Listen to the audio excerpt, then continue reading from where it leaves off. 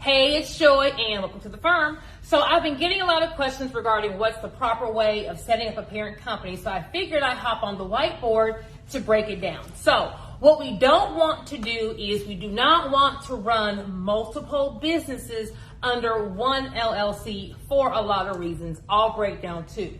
So let's say I have Hunt Holdings and I'm going to be doing lashes. I'm going to have an online boutique. And I'm going to have a trucking company, okay? So if I'm running all of these companies under one LLC, and let's say my truck hits someone and they sue me, and whatever is the judgment, it's more than what I'm insured for, they're going to be able to get the business profits, whatever's in the business bank account, whatever assets my lash company and my online boutique own, because it's all under one LLC. So mistake number one, when you combine too much assets, too much money in one pie, you're setting yourself up for disaster. Number two, only one LLC can now walk into the bank to get business funding. Okay, so if you're having multiple LLCs and you want to have a parent company, here's how we set it up. So the parent company is going to be LLC number one. LLC number one is going to be the member or the owner of LLC number two, LLC number three, and LLC number four. This is the proper way of setting up a parent company. Well, why do you need a parent company? I'm glad you asked.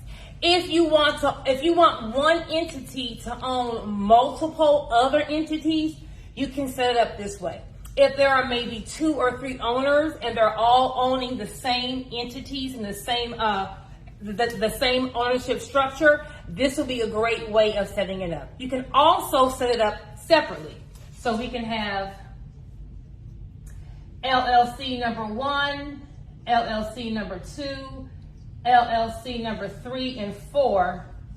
And they can just be four separate LLCs owned by one person, okay, or owned by a group of people.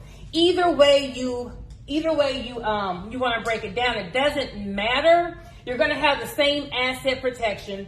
Now I have four LLCs that can walk into the bank and get funding, get capital, get vehicle financing, get equipment financing, can go get a line of credit, can go get credit cards. I have four different people walking in versus just my one person.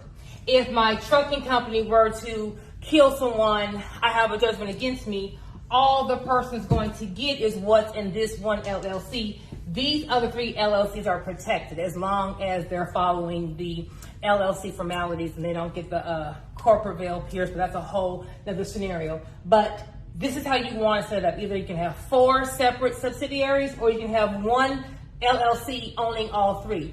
What we don't want, we do not want one LLC and a whole bunch of DBAs. The only reason you should have a DBA is you want to have your LLC be a more of a general name, and then you want to maybe do business in a different name. So let's just say you're in a high-risk industry when it comes to lending. So let's say I own a strip club, okay? Like no one really wants to lend money in the sex entertainment industry, tax industry, car dealerships, transportation. All of these industries, real estate, are considered high risk. So what I would do is I would form a general LLC, Hunt Holdings, Hunt Enterprises, H&H, and then I would have a DBA to do business as Joy's Trucking or Joy's Strip Club or Joy's Credit Repair or Joy's Dealership, okay? So my nickname is going to be the business in my industry, but if my industry is high risk, I'm going to keep it real cute, real simple, and have a general name. So that's the only reason why we should be using a DBA. We're not trying to set up companies as a DBA. It needs to be set up like this, okay? If you have any questions, feel free to DM me.